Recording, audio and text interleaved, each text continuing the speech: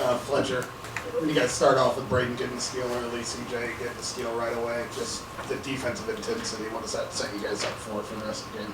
Yeah, it's what we need to start doing more. It's what's got us on this little run we've got going, and what we got away from that second half against Ohio State. So just our intensity, turning people over and getting out in transition.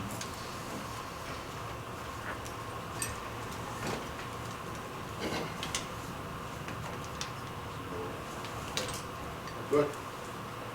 Braden, as he was just mentioned, that steal to start the game that you got the layup on, just the way that second half ended on Tuesday, how much personal responsibility did you feel as a leader on this team, needing to come in and help spark something, both ends of the floor? Yeah, I mean, that's my job, and that's what everybody expects of me, and that's what I expected myself. So when Ohio State happened, I was really upset about it, and I felt like I let the team down. I felt like it was personally my fault, and I know they're going to say it's not, and whatever, there's multiple different things that happen, but to me, as a competitor and as a person, that's who I am. So I took, I guess, I don't know, I was just trying to like get to a quick start and help these guys out, get the ball in the right place, make shots, get the energy going, and we were able to do so. Braden, that kind of transitions into my question. After Ohio State, did you have to reset more physically or mentally? Mentally, for sure. I was sitting out, I was in foul trouble. So How did you do that then? I think just talk with myself, just remembering how I got here and the work that I put in, and obviously it makes my life so much easier being around such a great group of guys that tell me to keep shooting and tell me to keep my head up, and that we need me to do what I do for us to win and to help this team, and they tell me that every single time I'm on the floor, so it helps me a lot. Any or all you guys, their offense has given a lot of teams trouble, especially the unique, two bigs in the starting lineup. Why did it not give you guys much trouble at all? I just thought we were hooked up. We had a pretty good scout with them. We have two big guys as well, just a little bit shorter, so being able to match up with them and being locked in right from the start. Hey, Braden, talk about this team now versus the team at the start of the season, how well you guys are playing together. Yeah, I mean, I think we're starting to figure out and we're understanding the meaning of Big Ten play and how hard it is to win every single night and the importance of that. And I mean, it was early, and we played a lot of great teams. That's no excuse, but I think just figuring it out, and we got that little bit of a break, got a couple days to rejuvenate and get back together, and then come back, and we've had an unbelievable start. So, Trey, hammer down for Cancer Night, just what's it like as a team to be able to give back and help the community?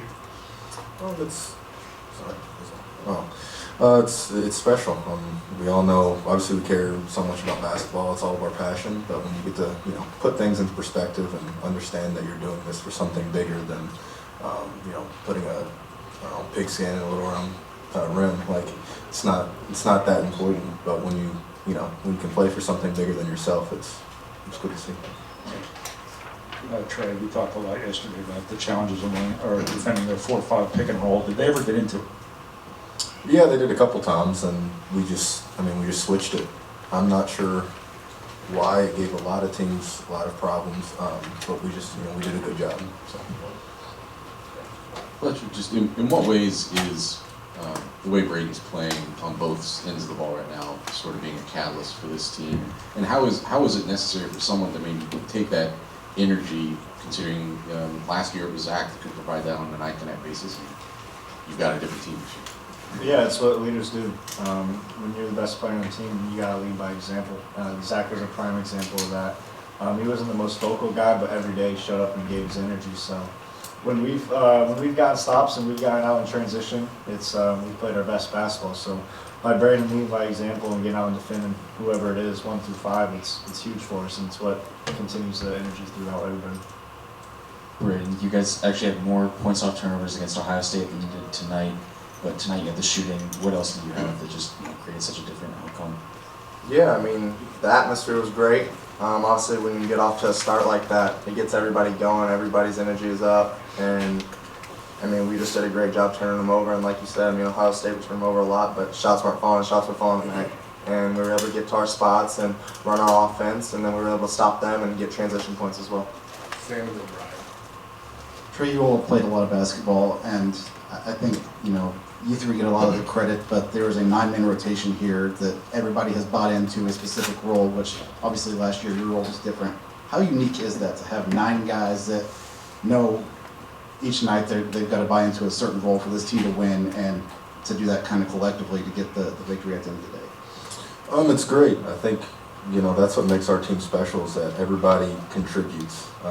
You look at some other teams around the country and they're, it feels like you have to stop, only a couple guys. But whether it's screening or defending, CJ picking up the ball, jamming and picking up the ball full court and getting those steals at the beginning of the game, that's a big reason we won the game today. And so when you have that constant production from, a 9-man rotation, that's why we're one of the best teams in the country. Just to follow up on that, Braden, how do you see CJ and Jakari being better or more comfortable right now? How do you see that manifesting itself? Yeah, they're understanding their role, and they do an unbelievable job with it. Like, I knew they would come around to it because they guarded me all summer, so I saw it a little bit before it actually happened, and they continue to come in and work every single day super hard, and they want to get better and they want to learn. So it's pretty simple and pretty easy for people like that are able to take in the information we help them with, and they want to get better and play hard for us. So. Yeah, you guys have forced 8 of the last 9 games teams over their season average in turnovers, and today was your highest turnovers forced at 22. I guess obviously there was a lineup change, but what's changed for you guys in terms of just being able to really pressure teams and turn them over? I think we just do a great job locking in our scouting report and understanding what we're trying to do defensively, and just understanding what the person or who we're guarding, what their skill set is, and understanding that real well. And I think we put a lot of focus in during the week before the game to, lock in on their sets, do their stuff, and understand how to guard it, and then apply that to the game. I think when we do that, stuff like things tonight happen, and our instincts take over, and we're able to get steals and push into transition performance. Whoops, a good answer. Thank you, guys. Coach May will be in.